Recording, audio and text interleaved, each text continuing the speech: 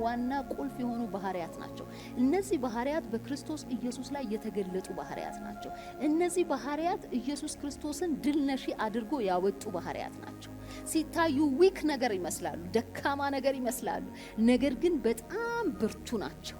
ሲሰሩ በእግዚአብሔር መንግስት ውስጥ ማይትሊ ይሰራሉ። ሰዎችን የመለወጥ ተጽዕኖ የመፍጠር ታላቅ ኃይል በውስጣቸው የያዙ ናቸው። ለዛ ነው ኢየሱስ አበክሮ እነዚህን ባህሪያቶች ላይ ፎከስ አድርጎ ሲያስተምር የነበረው በማቴዎስ ወንጌል ላይ። ስለዚህ ይሄ የተራራው ስብከት የሚባለው ፒውርሊ የእግዚአብሔር መንግስት አስተምሮ ነው ኢየሱስ ክርስቶስ ያስተማረው። ስለዚህ ያንን ፎከስ አድርገን ሳንማር የእግዚአብሔር መንግስት ትምህርት ተምረናል ብንል በጣም እንዋሻለን። ለዛ ነው የስፒሪቹዋል ግሮዝ በባህሪ የሚገለጥ ነው፣ መስል አይደለም። እዚህ ጋር ፊዚካል የሚታይ ጡንቻ ሳይሆን በእኛ ባህሪ ላይ የሚታይ ነው። እነዚህም ባህሪያት እነዚህ የዋህነት፣ ይቅርባይነትን፣ ከእንደገና ትህትናን የሚባሉትን ነገሮች በእኛ ላይ ፔሸንስን፣ ጭምትነትን፣ እነዚህም ባህሪያቶች በህይወታችን ላይ በጣም እየገለጥናቸው ስንመጣ በትክክል ስፒሪቹዋል ማቹሪቲ ውስጥ እየገባን ነው፣ ወይም መንፈሳዊ እድገት ጉዞ ላይ ነን ያለ ነው ማለት ነው።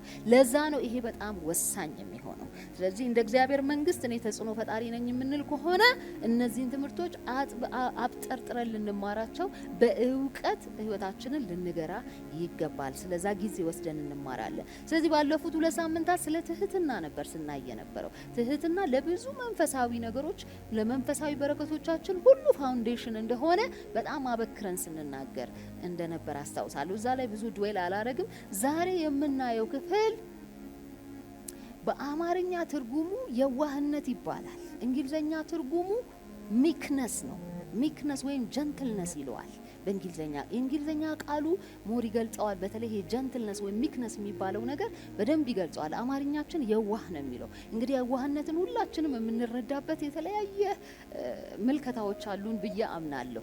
ነገር ግን መጽሐፍ ቅዱሳዊ አስተምሮ ምን ይላል? በዚህ አቅጣጫ ላይ አንድ አማኝ የዋህ ነው ስንል ምን ማለት ነው? ምን አይነት ባህሪያት በሱ ላይ መገለጥ አለባቸው? የዋህነትስ ለምን ያስፈልጋል? እንዴትስ የዋህነትን ኤክሰርሳይዝ በህይወታችን እናረጋለን? በእግዚአብሔር መንግስት ውስጥ እንዴት ተጽዕኖ ማምጣት እንችላለን? ይሄን ባህሪ ተላብሰን የሚለው እናያለን ዛሬ ባለን ክፍል ላይ ማለት ነው።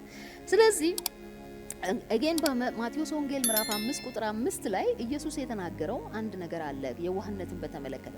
የዋሆች ብፁዓን ናቸው ምድርን ይወርሳሉና ይላል። የዋሆች ብፁዓን ናቸው ምድርን ይወርሳሉና። ብዙ የሚለው ቃል እንግዲህ የተባረከ ብሌስድ የሆነ ማለት ነው። በጣም ጆይፉል የሆነ ኤክስፕሬሽን ነው። ሶ ብሌስድ ናቸው ይላል። የዋህ ሰዎች፣ ሚክነስ በእነሱ ላይ የሚታዩ ሰዎች፣ ጀንትል ስፒሪት ያላቸው ሰዎች they are blessed።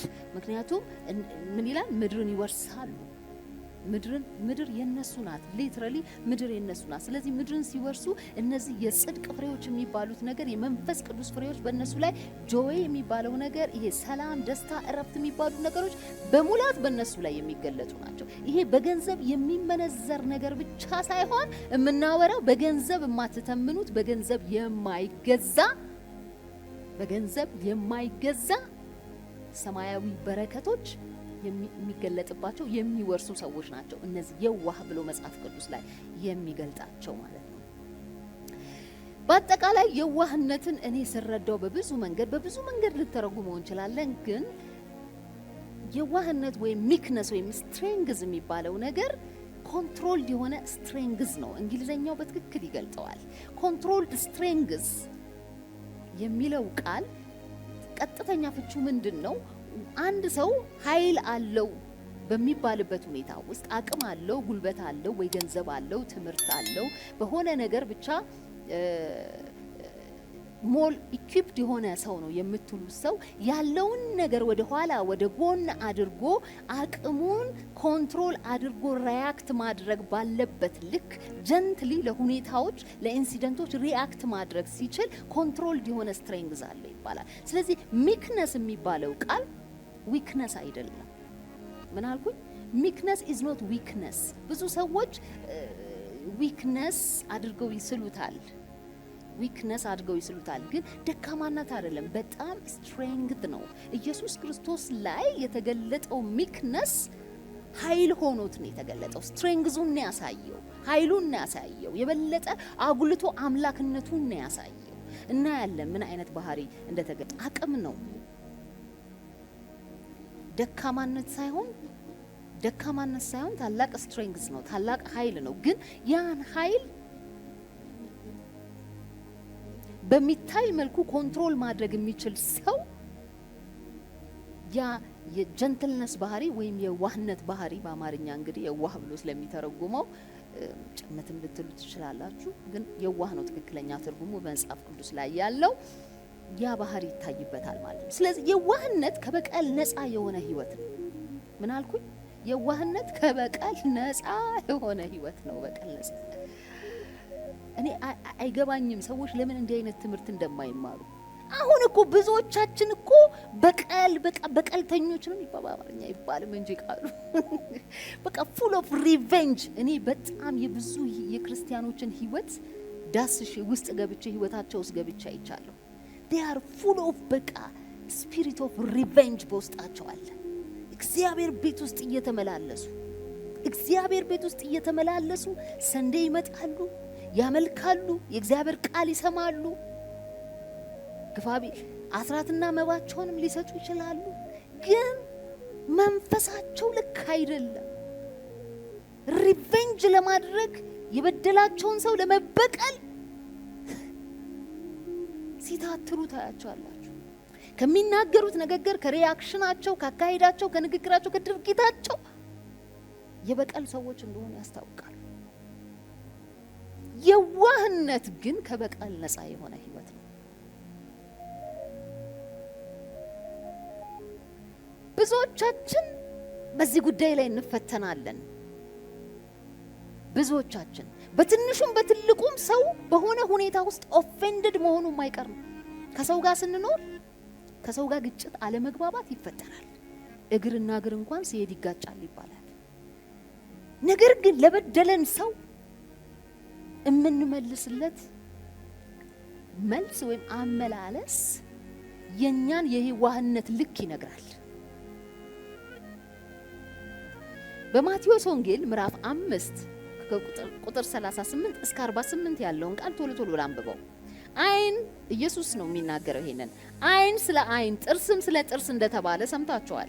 እኔ ግን እላችኋለሁ ክፉን አትቃወሙ፣ ዳሩ ግን ቀይ ጉንጭህን በጥፊ ለሚመታ ሁሉ ሁለተኛውን ደሞ አዙርለት። እንዲከስህም እጀ ጠባብን እንዲወስድ ለሚወድ መጎናጸፊያን ደሞ ተውለት። ማንም ሰው አንድ ምዕራፍ ትሄድ ዘንድ ቢያስገድድህ ሁለተኛውን ከእርሱ ጋር ሂድ። ለሚለምን ስጥ፣ ከአንተ ይበደር ዘንድ ከሚወደው ፈቀቅ አትበል። ባልንጀራህን ውደድ፣ ጠላትህን ጥላ እንደተባለ ሰምታችኋል።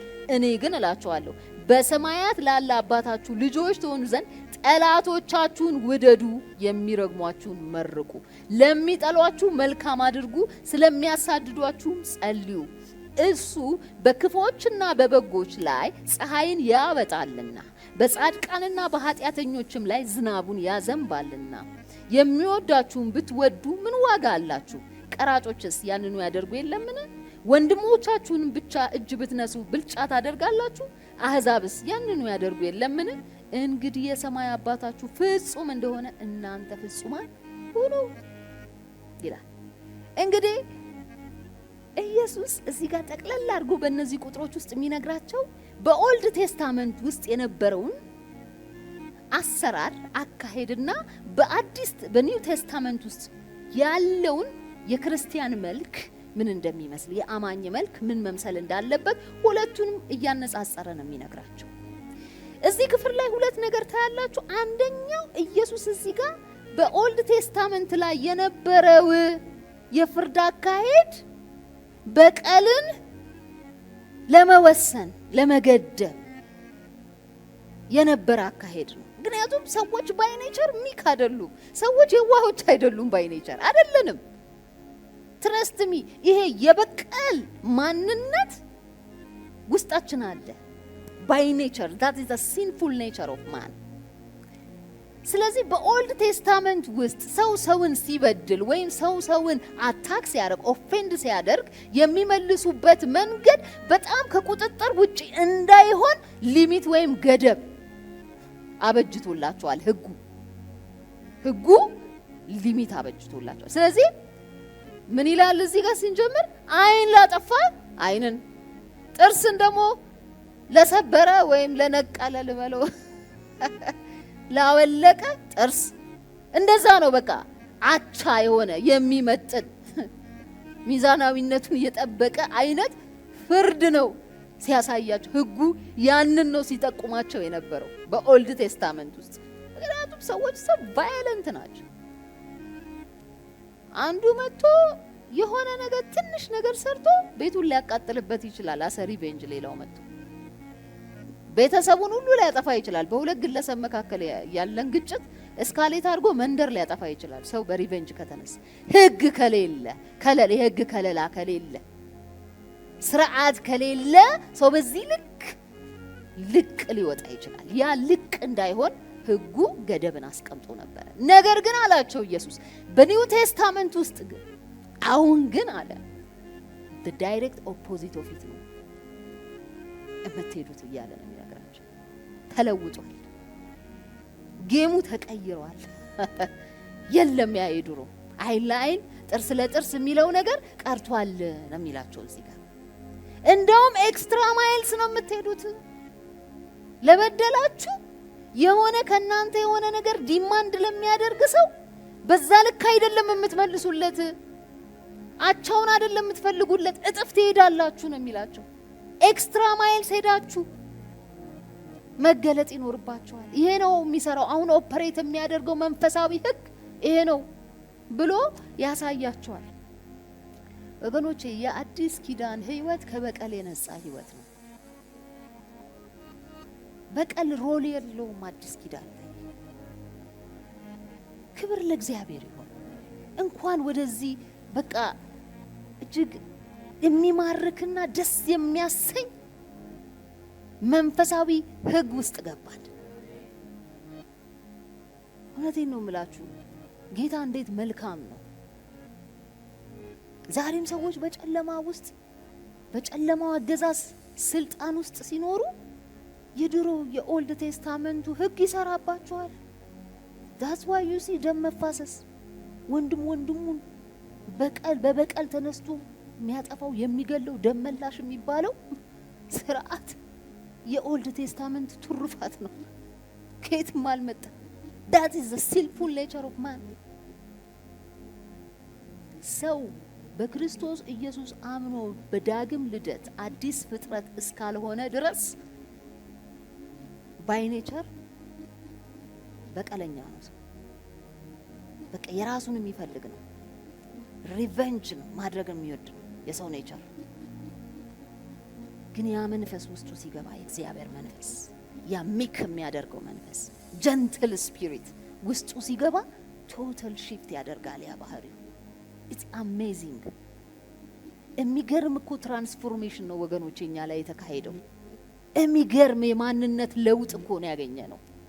እኛ እኮ ሃይማኖት ውስጥ አይደለም የገባ ነው። የሚገርም ህይወት እኮ ነው የተሰጠን። የሚገርም ህይወት። ስለዚህ ይሄ የዋህነት ወይም ሜክነስ የሚባለው ነገር ወይም ጀንትልነስ በአንድ ክርስቲያን ህይወት ውስጥ እጅግ በጣም እግዚአብሔር የሚያከብረው የሚከበርበት ክርስቶስን የሚያከብር ባህሪ ነው። ደግሞም ጥንካሬን የሚያሳይ ነው። ዊክነስን ሳይሆን ድካምን ሳይሆን ያንድን ሰው ብርቱነት፣ ኃያልነት፣ ስትሬንግዝ በዛ ውስጥ ማየት ይቻላል ሰዎች ጀንትል ሲሆኑ። እንደዚህ ስንል እንግዲህ ሰዎች እስከ ኤክስትሪም ደረጃ ወይም ጥግ ድረስ ይወስዱትና ሐሳቡ ይሄ ማለት ታዲያ ኢፍትሃዊ የሆኑ ነገሮች ፍትህ ሲጓደል እያየን ዝም እንበል ማለት ነው? ይሄ ማለት ታዲያ ሰዎች በላያችን ላይ ሲረማመዱ ዝም እንበል ማለት ነው? አንመልስ ማለት ነው ወደሚል አይነት ጥያቄው ትክክል ነው። it's a valid question። ትክክለኛ ጥያቄ ነው። እንደዚህ ማለት ነው ብለው ይጠይቃሉ። ያ ማለት ለሚደርስብህ የትኛውም ጥቃት አጸፋዊ ምላሽ ኃይል ወይም ጉልበት ወይም በቀል፣ ጥላቻ ሳይሆን ፍቅር መሆን አለበት። በፍቅር ግን መመለስ ይቻላል። የመጣብህን አታክ የመጣብህን የትኛውም አይነት ባንተ ላይ የተሰነዘረውን ጥቃት ኃይል ሳትጠቀም በሚገርም ሁኔታ በፍቅር መመለስ ይቻላል። በፍቅር ሁኔታውን መጋፈጥ ይቻላል። ያ ነው የኒው ቴስታመንት አስተምሮ። በፍቅር አሸንፉ ይላል። በክፉ አትሸነፉ። ክፉን በመልካም አሸንፍ እንጂ በክፉ አትሸነፍ። በክፉ አትሸነፍ። የሚገርም ደግሞ ሪዛልት አለው ይሄንን ፕሪንሲፕል ተከትላችሁ ስትሄዱ። ክፉን በመልካም አሸንፍ እንጂ በክፉ አትሸነፍ የሚለውን ፕሪንሲፕል በህይወቱ አፕላይ አድርጎ የተጎዳ የተዋረደ ሰው የለም። ምክንያቱም ፕሪንሲፕሉ የተቀመጠልህ አንተን ሊያዋርድህ አይደለም፣ ከፍ ሊያደርግ ነው። ሞገስ ነው የሚጨምርልህ ፕሪንሲፕሉን ስትከተል። ግሬትነስ ነው ባንተ ላይ የሚጨመረው። ታላቅነት፣ ኃይል፣ ስትሬንግዝ ነው ባንተ ላይ የሚጨመረው። ብዙ ሰዎች ክፉን በክፉ ለመመለስ ሲሄዱ ነው ተጠላልፈው የሚወድቁት። ሪዛልቱ የከፋ ይሆናል። ክፉን በመልካም ያሸነፈ ሰው ሞገስ ይጨመርለታል፣ ጸጋ ይጨመርለታል። ለዛ ነው እግዚአብሔር መንፈስ አበክሮ ጥላቻን፣ ይሄ አታክን በጥላቻ መጋፈጥን አበክሮ ይቃወማል። ኃይልና ጥላቻን መጠቀም እጅግ በጣም አያስፈልግም። እጅግ በጣም አሳፋሪ ነው በእግዚአብሔር መንግስት ውስጥ በአጠቃላይ። ሮሜ 12 ከ17 ቁጥር 17 እስከ 21 ላይ ለማንም ስለ ክፉ ፋንታ ክፉን አትመልሱ፣ በሰው ሁሉ ፊት መልካም የሆነውን አስቡ፣ ቢቻላችሁስ በእናንተ በኩል ከሰው ሁሉ ጋር በሰላም ኑሩ። ተወዳጆች ሆይ ራሳችሁን አትበቀሉ፣ ለቁጣው ፈንታ ስጡ እንጂ በቀል የኔ ነው፣ እኔ ብድራቱን እመልሳለሁ ይላል ጌታ ተብሎ ተጽፏልና ይላል። 20 ላይ ጠላትህ ግን ቢራብ አብላው፣ ቢጠማ አጠጣው፣ ይህም በማድረግ በራሱ ላይ የእሳት ፍም ትከምራለህና ክፉን በመልካም አሸንፍ እንጂ በክፉ አትሸነፍ። ለምንድን ነው? ሪዛልቱን አስቀምጧል። በቃ ለጠላት ይሄን ስታደርግ እሳቱ ላይ ብድ ነው የሚለው ፍም በራሱ ላይ ትከምራለህ። ከበቀል ያለፈ ከበቀል በቃ የባሰ በቀል ምንድነው? ሰውን ክፉ ያደረገልህን ሰው ክፉ ያደረገብህን ሰው በመልካም መመለስ፣ መልካም አድርጎ መመለስ፣ የሚጠላህን ሰው መውደድ። ከዚህ በላይ በቀል የለም ለዛ ሰው። ምን ይላል? እሳት ነው ላዩ ላይ የምትጭረው፣ እሳት ፍም ይላል። በቃ በራሱ ላይ የእሳት ፍም። ካኑ ኢማጂን የእሳት ፍም የሰው አናት ላይ ቢቀመጥ አንበረብል ኮንትሮል ልታደርገዋችን ያን ያህል ፔንፉል ነው ለዛ ሰው። ጀስት መንፈሳዊ ፕሪንሲፕሎችን በመከተል ብቻ ሰውን በመልካም ትበቀለዋለህ። በመልካም ትበቀለዋለህ። ኢነሰንስ ለምንድን ነው? ያን ሰው ወደ ንስሐ ታመጣዋለህ። ወደ ንስሐ ነው የምታመጡት። ባይዘዌ ክፉ ያረገባችሁን ሰው መልካም ስታደርጉለት ያ ሰው በጣም ግራ ስለሚጋባ ሰው ነውና መንፈስ ቅዱስ እንኳን ባይኖር ህሊናው ስለሚገዛው ያ ሰው ዋታ ባይደን ብሎ ነው የሚመለሰው ወደ አይምሮ። ወደ ንስሐ የምታመጡበት መንገድ ነው። ከዚህ በላይ በእግዚአብሔር መንግስት ውስጥ ድል የለም።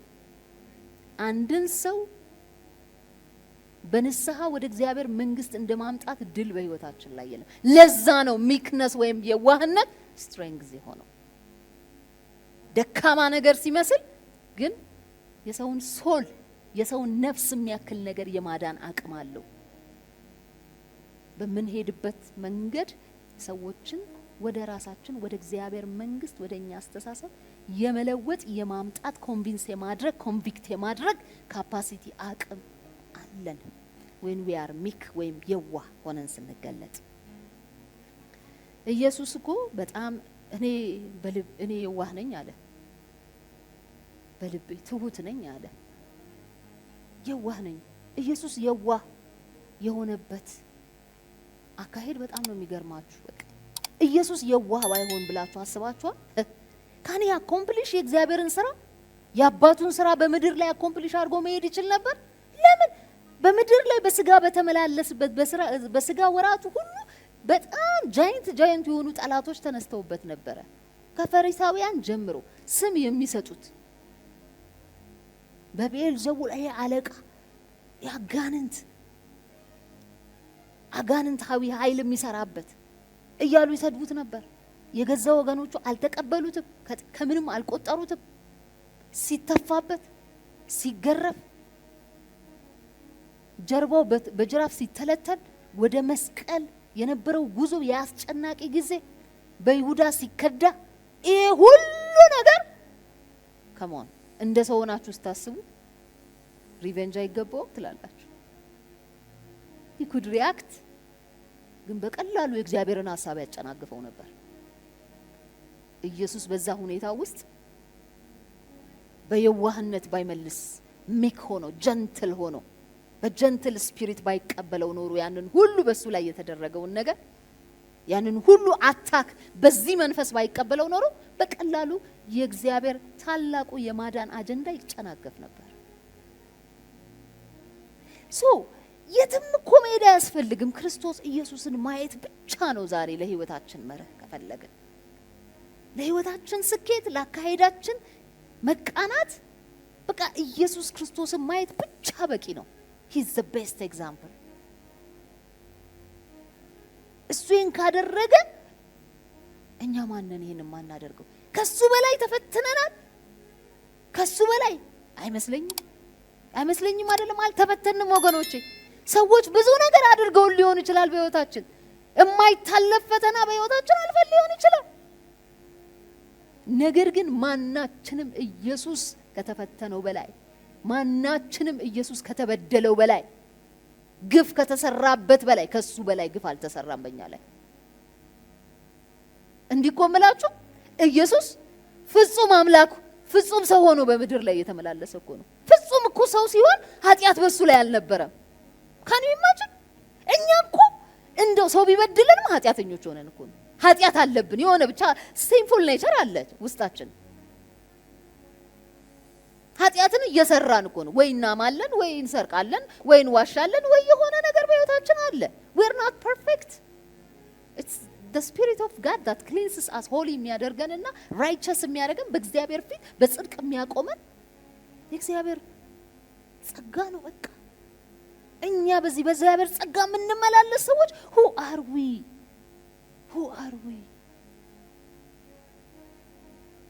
የዋህነት ከበቀል ነፃ የሆነ ህይወት ነው። ድክመት አይደለም፣ ጥንካሬ ነው። ለበደለ ሰው ነው አልበቀልህም፣ እኔ እወድሃለሁ፣ እባርክሃለሁ። I bless you እባርክሃለሁ ስትሉ እውነቴን ነው የምላችሁ ሰማይ ምድሩ ለእናንተ ይገዛል። that is strength. that's strength። በቃ እግዚአብሔር በዚህ መንገድ እናንተን ማበርታት ይፈልጋል። ስትሬንግዛችሁን በዚህ ማየት ይፈልጋል። በቃ ማየት ይፈልጋል። ይሄ ነው ጥንካሬ ለእግዚአብሔር። ይሄ አንተ ጥንካሬ ይሄ ነው። what human mind says weakness is strength for God። ለሰው ደካማነት ነው። ሰውማ ተበቀለው ነው የሚል ተበቀዩ እንዲያርጎሽ ሞተሻል ይሄንንም ማዝመካልሽ ነው የሚልሽ ሰው እንደዛ ነው የሚመክረን። ጌታ ግን ባንተ ደካማ ነገር ባንተ ድክመት የኔ ኃይል ይገለጣል ይላል። የኔ ስትሬንግዝ ይገለጣል ይላል። can we be weak for God? ለእግዚአብሔር ደካማ እንሆን እስቲ። so his strength can reign በእኛ ላይ የሱ ጥንካሬ ይወጣል በእኛ ላይ። የዋህነት በጣም ታላቅ ጥንካሬ ነው እንጂ ደካማነት አይደለም ወገኖች። በመንግስት ውስጥ ተጽዕኖ ፈጣሪ ሆናችሁ መገለጥ የምትፈልጉ ከሆነ ከበቀል ነፃ የሆነ ህይወት አስቡ። ከዚህ ደቂቃ ከዚህ ሰከንድ በኋላ you will see እግዚአብሔር ማይቲ ነገሮችን በህይወታችሁ ሲሰራ፣ ጸጋ ሲጨምርላችሁ፣ ሞገስ ሲጨምርላችሁ፣ ጠላት ብላችሁ የፈረጃችኋቸውን ሰዎች ሲያንበረክክላችሁ፣ ሰዎችን በፊት ለፊታችሁ ንስሐ ሲገቡ እንዲያርገው እንዲካለኝማ there is something wrong with me ነው የሚለው ያ ሰው። there is something wrong። እንደዛ እንዲል እግዚአብሔር ይፈልጋል። ያንን ነፍስ ይፈልገዋል እግዚአብሔር። ከናንተ ባለፈ በእናንተ ጉዳት እግዚአብሔር ሰውን ማዳን ይፈልጋል። በኢየሱስ ክርስቶስ ሞትና ትንሣኤ እኛ ሁሉ እንደዳንን በሱ መገረፍ፣ በሱ መተፋት፣ በሱ መናቅ እኛ ከፍ እንዳለን እግዚአብሔር መንግስት እንዴት ሚስቲሪየስሊ እንደሚሰራ ታውቃላችሁ? በጣም ነው የሚገርም። ኢትስ ሶ ሚስቲሪየስ። በቃ ለሰው አይምሮ እኮ አሁን ይሄን ሳውራ ኮምፕሬንድ ማድረግ አትችሉም። ለሰው አይምሮ it doesn't give sense። የበደለህን ሰው ሂድና ሳመው፣ ኢቭል የሰራብህን ሰው፣ ለነፍስ የሚፈልግህን ሰው ባርከው፣ መልካም ቃል አውጣበት። እንደዚህ ብለህ እኮ ስትነግረው you are weak ነው የሚል ምድራዊው ሰውኛ አስተሳሰብ እንደዛ ነው የሚል። ግን አይደለማ። በእግዚአብሔር መንግስት is the opposite። you are strong ነው፣ you are mighty ነው። ያን ስትሰራ you are mighty ነው የሚል የእግዚአብሔር መንግስት ሰማይ ያጨበጭብልሃል። በዛ ሰዓት ትልቁ ስትሬንግዝ በዛ ውስጥ ተገልጧል። የዋህነት ትልቅ መንፈሳዊ ኳሊቲ አለው ውስጥ።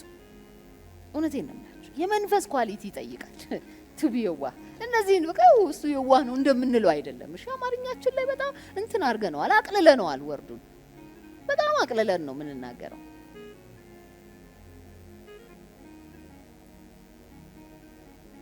ኳሊቲ ላይፍ ነው ባይዘው። ሃምብል ስፒሪት ነው። ሃምብል የሆነ ስፒሪት ነው። ሃምብል የሆነ ስፒሪት ያላቸው ሰዎች ፍጹም በእግዚአብሔር ላይ ባላቸው ዲፔንደንስ ነው የሚኖሩት። ፍጹም በእግዚአብሔር ላይ ባላቸው መታመን ነው የሚኖሩት። በቃ ሰው ምን ያደርገኛል ብለው የሚኖሩ ሰዎች ናቸው። ባጭሩ ሰው ምን ያደርገኛል፣ እግዚአብሔር ከኔ ጋር አለ።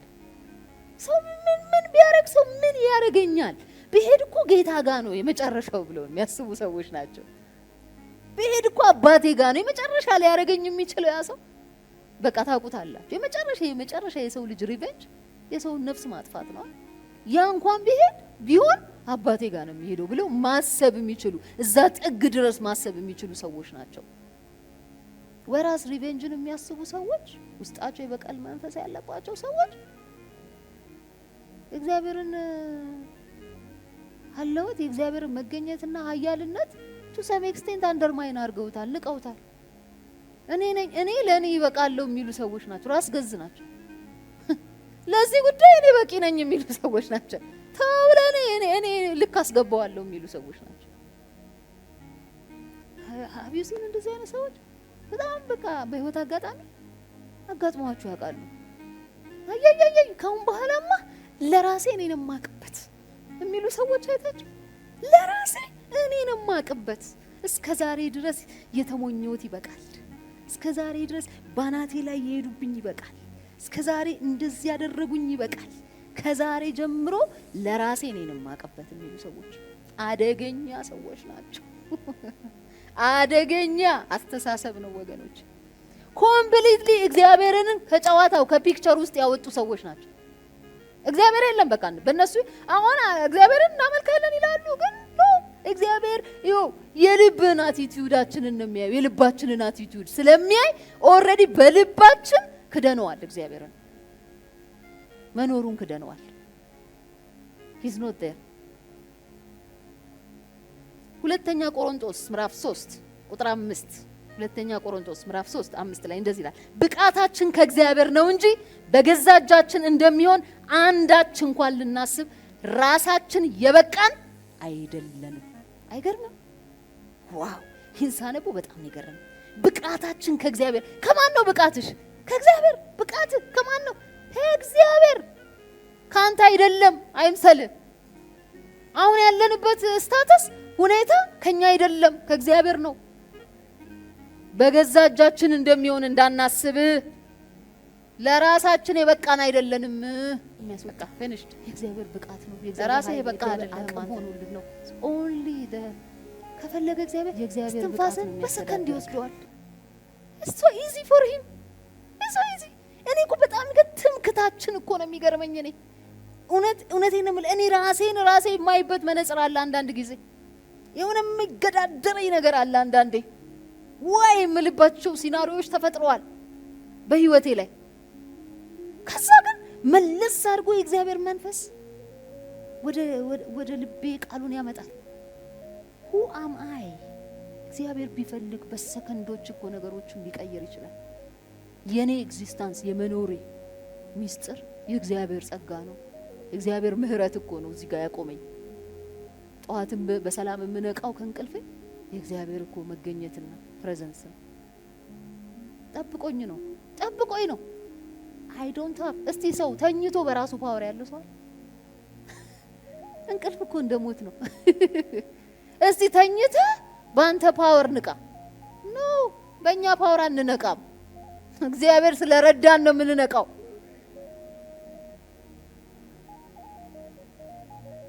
ይሄ ኦክሲጅን ሳይጓደል ሌሊቱ ሙሉ አንተ አንኮንሽስ ሆነ ኦክሲጅን እያስገባ ካርቦን ዳይኦክሳይድ እያወጣ ይሄ ደም ሰርኩሌሽን በጣም ባላንስድ ሆነ ጧት ንቅት ብለ ስትነሳ ኢዚት ፎር ግራንትድ? የኛ ብቃት አይደለም ወገኖቼ። ብዙ ነገር የኛ ብቃት አይደለም። ለዛ ነው ፉል ዲፔንድ ሃምብል የሆኑ ሰዎች፣ የዋህ ሰዎች፣ ሚክና ጀንትል ስፒሪት ያላቸው ሰዎች ፍጹም ዲፔንዳንሳቸው በእግዚአብሔር ላይ ነው። የኔ ብቃት የለም። ስለዚህ ምንም ሰው ቢያረጋቸው ጉዳያቸው አይደለም። እግዚአብሔር ብቃት ነው የነሱ መደገፊያ። እንግዲህ ቆላስይስ 3:12 እንግዲህ እንደ እግዚአብሔር ምርጦች ቅዱሳን ሆናችሁ የተወደዳችሁም ሆናችሁ ምህረትን፣ ርህራሄን፣ ቸርነትን፣ ትህትናን፣ የዋህነትን፣ ትዕግስትን ልበሱ ይላል።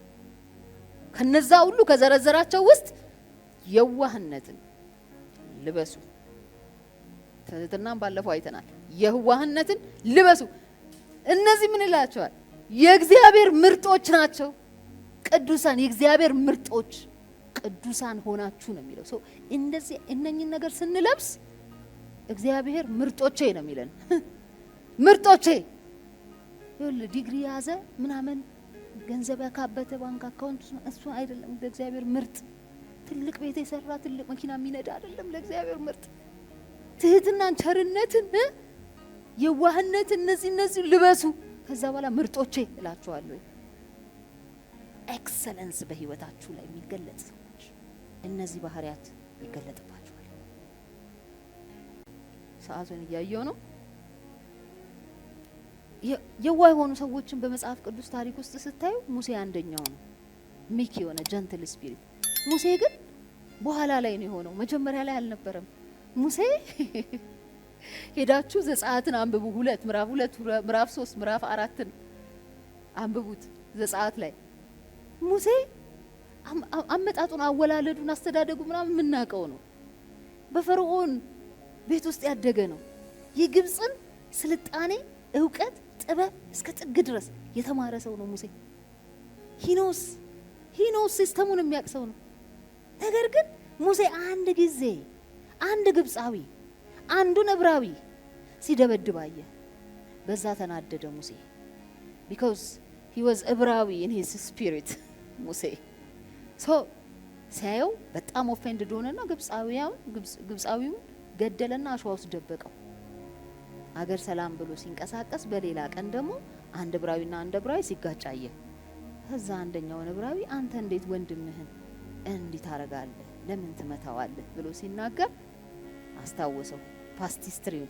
ደግሞ አንተም እንዲህ ትላለህ እንዴ? ማን አለቃ አንተን ሹም አንተን ዳኛ አደረገ በእኛ አለ።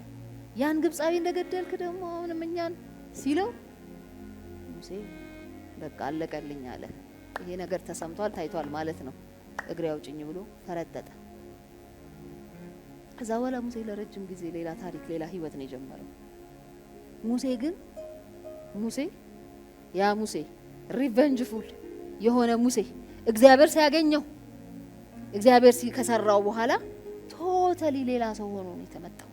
እግዚአብሔር ሲያገኘው በሳት ቁጥቋጦ ውስጥ ሙሴን ካገኘው በኋላ ያንን አሳይመንት ታላቅ ሚሽን ወደ ግብጽ አገር ሄዶ ከፈርዖንን እንደሚያናግርና ትልቅ ነፃ የማውጣት ሚሽን እንደሚሰጠው ሲነግረው ሙሴ በቃ የለም ወርዷል፣ ሃምብል ሆኗል። ሙሴ አስተምሮታል። ያበረሃ 40 ዓመት በግ ጥበቃው በደንብ ቀጥቅጦ አስተምሮታል። እኔ እኮ አልችልም፣ እኔ አፈትብ ነኝ፣ እኔ ምን አቅም አለኝ፣ እኔ ማን ነኝ በዚህ በፈርዖን ፊት የምቆመው? ድሮ እኮ ካልገደልኩ የሚለው ሙሴ የሆነ ነገር አይቶ ልቡ ማያርፈው ሙሴ ሶ ቫዮለንት እና ሪአክቲቭ የነበረው ሙሴ አሁን እኔ ማን ነኝ ማለት ጀመረ። ኧረ ተው ቢለው እግዚአብሔር ኧረ ተው ምንም ብቁ ነህ አንተ ኖ እግዚአብሔር በልፈልግ ሌላ ሰው ፈልግ እኔ አልመችህም ይቅርብ ታትማች ነው ሃምብል ያደረገው ሚክነስ የምንወለድበት ነገር አይደለም ወይም ይሄ ጀንትል ስፒሪት በሂደት የሚመጣ ነገር ያስተምራል እግዚአብሔር መንፈስ ቅዱስ በደንብ ትሬን ያደርገናል በሂደት ትሬን ያደርገናል እንደ ሙሴ የዋህ ትሁት ሰው አልነበረም ከዛ በኋላ ያንን ትልቅ ሚሽን እግዚአብሔር የሰጠው ለሙሴ ያንን ስፒሪቱን አይቶታል ያ ትልቁ ስትሬንግዝ እንደሆነ ኔሽን እስራኤልን የሚያክል ኔሽን ነፃ ሊያወጣ የሚችል ባህሪ ሲፈልግ እግዚአብሔር ትህትናና የዋህነትን መረጠ አይገርምም በሙሴ ውስጥ ያለውን ይሄን ባህሪ እግዚአብሔር ተጠቀመበት አይ በቃ እንትን ነው ጎራዴ ምናምን ይዞ የሚዞር ምናምን እሱ አይደለም ለእግዚአብሔር ጀግና ትሁት ነው ለእግዚአብሔር ጀግና የዋህ ነው ሙሴ ተቀጥቅጦ ስፒሪቱ ተሰብሮ ነው ሚሽን የተቀበለው እግዚአብሔር ዛሬ በትልልቅ ነገር እንዲያምነን እንፈልጋለን በአገልግሎታችን በስራችን በቤተሰብ በትዳር በተለያየ አቅጣጫ ክርስቶስን የሚመስለው ባህሪ ያስፈልገናል የዋህነትና ትህትና በእኛ ላይ ሊገለጥ ይገባል የዛኔ እግዚአብሔር ለጃይንት ትልልቅ ለግራንድ ሐሳቦቹ እኛን ለመሾም ለመላክ ምንም ሄዚቴት አያደርግ ወደ ኋላ አይልም ምንም እንደምትወጡት ያውቃል እግዚአብሔር ዮሐንስ በጣም ኢንተረስቲንግ ሌላ ምሳሌ ዮሐንስ ታሪክ ነው እነ ያዕቆብ ዮሐንስና ያዕቆብ በሉቃስ 9:52 እና 55 ላይ በጣም ይገርማቸዋል ወደ ሳምራያ መንደር ገቡ አልተቀበሉትም ኢየሱስን በጣም ተቆጭተው ተናደው ወዲያው ሪአክት አደረጉና በቃ የተሰማቸው መስለው ልክ ኤልያስ እንዳደረገ እሳት ከሰማይ እናውርድና ይሄን መንደር እናቃጥለው በቃ ለኢየሱስ በቃ የቀኑ መስለው እናድርገው አሉ በቃ እሳት ከሰማይ ይውረድና ይብላቸው እነዚህን ሳምራዮች በቃ ሊትራሊ እንደዛ ነው ያሉት እነዚህ እንግዲህ እግዚአብሔር ኢየሱስ የመረጣቸው ደቀ መዛሙርት ናቸው ለስንት ትልልቅ ሚሽን የሚፈልጋቸው አይ ካን ኢማጂን ምን እንደተሰማው በዛ ሰዓት ኢየሱስ አላቀም ቃሉን ይሁ 55 ላይ ቁጥር 55 ላይ ሉቃስ 9:55 ላይ እርሱ ግን ይላል ኢየሱስ ዘወር ብሎ ገሰጻቸውና ምን አይነት መንፈስ እንደሆነላችሁ አታውቁማል አይ ቲንክ የአማርኛው ትንሽ ኦልድ ስለሆነ ነው የኔ ምናልባት ትርጉሙ በቃ ምን አይነት መንፈስ ተቀበላችኋል በቃ በዚህ ጊዜ በዚህ አይነት በእኛ ሀገር ንግግር በልኩ ምን አይነት ሰዎች ናችሁ እናንተ እንደማለት እንዴት እንደዚህ አይነት ኢቪል ቲንኪንግ ታስባላችሁ ምን አይነት ክፉዎች ናችሁ እንደማለት ነው አማርኛው በጣም ለዘብ አድርጎ ስለሚናገረው ነው ኢየሱስ ምን ያህል እነዚህ ሰዎች መንፈሳቸው ተሰብሮ ተቀጥቅጦ መሰራት እንዳለበት ገብቶታል ከዛ በኋላ አለ በቃ you have a long way ከኔ ጋር before you accomplish your mission ረጅም መንገድ ይጠብቃችኋል ነው ያላቸው ዮሐንስ በጣም ስለ ፍቅር ሰባኪው የፍቅር ሰባኪው ዮሐንስ ሆኖ ተገለጠ መጨረሻ ላይ አንደኛ ዮሐንስ 7:12 ላይ እንደዚህ ይለናል ወዳጆች ሆይ ፍቅር ከእግዚአብሔር ስለሆነ በፍጥሞ ደስታ ሆኖ ነው ባይዘው ይሄንን የሚናገረው ወዳጆች ሆይ ፍቅር ከእግዚአብሔር ስለሆነ የሚወደውም ሁሉ ከእግዚአብሔር ስለተወለደ እግዚአብሔርን ስለሚያውቅ እርስ በራሳችን እንዋደድ ካኑ ኢማጂን እሳት ይውረድ ይብላችሁ ያለው ሰውዬ ነው እንግዲህ ተቀይሮ እዚህ ጋር ጭራሽ ምን አለ እግዚአብሔርን ማንም ከቶ አላየው እርስ በራሳችን ብንዋደድ እግዚአብሔር በእኛ ይኖራል ፍቅሩን በእኛ ፍጹም ሆኗል ብሎ ሰበከ ፍቅርን ሰበከ የፍቅር ሐዋርያ ሆነ ዮሐንስ ይሰራል ኢየሱስ መንፈስ ቅዱስ ይሰራል መንፈስ ቅዱስ ይሰራናል መንፈሱ ምን ያህል ተሰብሮ እንደሚናገር እዚህ ጋር ሳሜዝ to the extent እግዚአብሔርን ማየት የሚፈልግ ሰው ሰውን የሚወድ ሰው አለ። በቃ ባጭሩ ትርጉም የዚህ ቨርስ ትርጉም ሰውን የሚወድ ሰው እግዚአብሔር በሱ ላይ ይታያል። በቃ እግዚአብሔር ከሱ ጋር ነው አለ። እግዚአብሔርን ለማየት ማንንም አላየውም እግዚአብሔርን፣ ግን እግዚአብሔርን ማየት ከፈለጋችሁ ሰውን ውደዱ።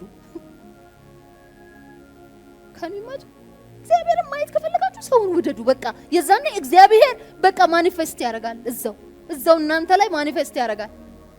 ማንንም አላየውም፣ ግን በፍቅር ታይቷል አለ እግዚአብሔር። እግዚአብሔር በፍቅር ነው የታየው።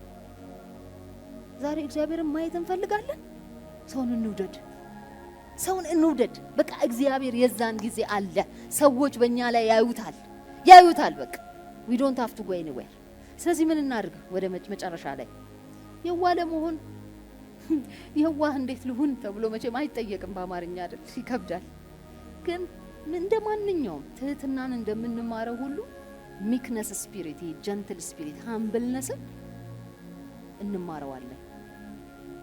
ሁሉም ሰው እንደነገርኳችሁ ጀንትል ሆኖ አይደለም የተወለደው። ልጆቻችን ባህሪያቸው ስታዩት አንዳንድ ጊዜ አታክ ላረጋቸው ሰው መልሰው አታክ ሲያደርጉ ገና የ3 ዓመት የ4 ዓመት ልጅ you can see the sinful nature በሰው ላይ ግልጽ ነው፣ ሁላችንም ላይ አለ።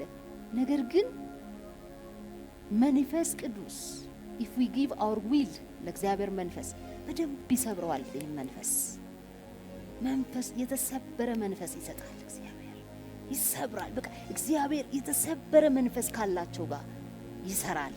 it's easy for him። ለመንፈሳዊ አሰራር ለዲቫይን ወርልድ የሚመች አካሄድ የተሰበረ መንፈስ ነው። ጀንትል ስፒሪት፣ ሲናገሩት መልሶ ሪያክት የማያደርግ፣ ሲሰድቡት መልስ የማይመልስ የሚባርክ፣ ሲረግሙት የሚባርክ መልሶ ለተግዛዝ፣ ለምክር፣ ለመመለስ ዲሲፕሊንድ ለመሆን ክፍት ከሆነ ልባችንን ከከፈትን ምንም አትጠራጠሩ፣ እግዚአብሔር አሳምሮ ይሰራናል፣ መልሶ ይሰራናል። በቃ ኦሪጂናል የነበረውን እግዚአብሔር በሰው ልጆች ላይ የነበረውን ሐሳብ ያ ኢምፓርት ያደረገውን የሱን ባህሪ በእኛ ውስጥ እናየዋለን በእርግጠኝነት። እግዚአብሔር ከመንፈስ ቅዱስ ጋር ባለን ህብረት፣ ከቃሉ ጋር ባለን ህብረት እና ልባችንን ከፍተን በተሰበረ መንፈስ ከእግዚአብሔር ጋር በመቅረብ ሚክነስን፣ ጀንትልነስን፣ የዋህነትን በህይወታችን ላይ መለማመድ እንችላለን። እግዚአብሔር ይረዳናል። ክብር ለእግዚአብሔር ይሁን። በዚህ ጨርሰናል የዛሬው